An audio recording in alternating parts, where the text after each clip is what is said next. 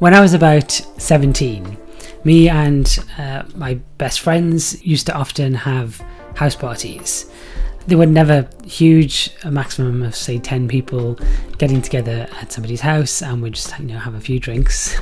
And at one particularly raucous house party at my house while my parents were away, one of my friends, Chris, managed to drive his car into my parents' garage. There was a big crunch and a crack appeared up the side of the wall. Chris's first response was to say that crack was already there. Needless to say, my parents didn't find that very convincing. And then after my parents' rage settled down, we figured it out. Chris's girlfriend's father rebuilt the corner of the garage, and life moved on. More than 20 years later, here I am reading about this Thai forest master called Ajahn Chah, and it turns out that maybe Chris was actually onto something. Ajahn Chah was one of the great Buddhist teachers of the 20th century. He had a way of saying things very simply and cutting through complexity to point towards the truth. And one of his famous teachings was about a glass. And he would say, whenever you use this glass, you should reflect that it's already broken. Develop this kind of understanding. Use the glass, look after it, until one day it slips out of your hand, smash. No problem. Why is there no problem? Because you saw its brokenness before it broke. This essentially comes from one of the Buddha's most prominent teachings on impermanence. The Buddha said that all conditioned things will pass away. Everything that rises will fall down again. Everything that is put together will fall apart. Everything that is born will die.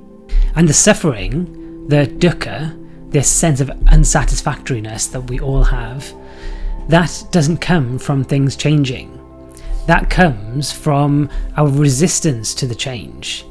It's when we tell ourselves, this shouldn't be this way, or this should last longer, this thing shouldn't have broken. But that is just reality doing what reality does. We cling and we grasp and we build our happiness on these things that are already heading towards their end. The Buddha saw this clearly. Desire and attachment keep us locked in this cycle where we're constantly reaching for things and grasping and clinging and then suffering when those things end. But what Ajahn Chah's teaching is pointing towards is subtler than just accepting that things change. It is about fully inhabiting that. It's about really recognizing that things will come to an end so that when the glass breaks, we are not shattered along with it. The glass is already broken, so you can use it, you can care for it, you can enjoy it, but when the glass breaks, you can simply think, ah yes, that is what glasses do. And this isn't unique to Buddhism.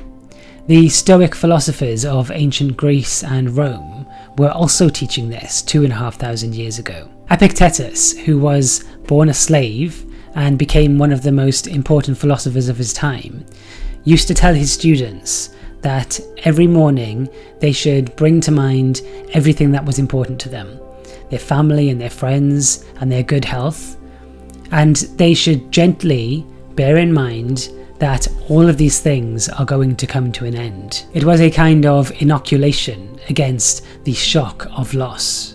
In Marcus Aurelius's famous Meditations, he wrote, "Loss is nothing else but change, and change is nature's delight." In other words, nature is not broken when things pass. Nature is the passing. The Stoics call this amor fati, the love of fate. Not just accepting that things will change and that things will end, but actually embracing it, seeing it as the texture of life. When Chris hit that garage and said that it was already broken, maybe he was reaching towards this, even inadvertently, although I see that it was primarily probably to do with his own legal defense. In Taoism, it's seen that everything in nature moves in cycles. The tide comes in and goes out, the seasons turn, things bloom and wither and return to the earth. The eternal flowing of what is. When we fight impermanence, we suffer. When we move with it, when we see the brokenness before the breaking, we find a sense of effortless ease in the midst of it all. The second law of thermodynamics tells us the same thing. Entropy, the tendency for systems to move away from order towards disorder, only flows in one direction. Left to themselves, things don't become more organised. The crack in the wall doesn't fix itself. A shattered glass doesn't reassemble itself. The mystics and the physicists are in agreement on this one. The question isn't whether the glass will break. The question is when, and how will we react to it? Even the Bible points at this. In the book of James it says that you do not know what your life will be tomorrow, for your life is a mist that appears for a little while and then vanishes. Now this could sound bleak, but that's not how the Christian mystics interpreted it. They would say that if life is a mist, then it means that there is nothing that we need to cling on to. Now I don't want the idea of seeing everything as broken to appear to be negative.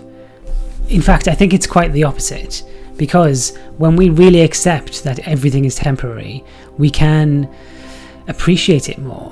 We'll hold it more gently, we'll pay more attention to it. We become more mindful of everything that we have in our life, and we have gratitude for all of it. So the glass is already broken, your phone is already broken, your car, the version of you that's walking around right now, the people that you love, all of it already broken. All of it in some sense on its way. But the strange gift that comes with this is that anxiety settles down. Our need for everything to stay the same starts to disappear. Our grip and our clinging starts to loosen. And what's left when all of this starts to quieten down?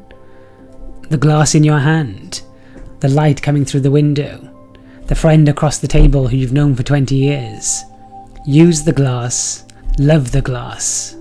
It's already broken, and that's what makes it worth holding. If you want to explore more of these ideas, then watch this video next.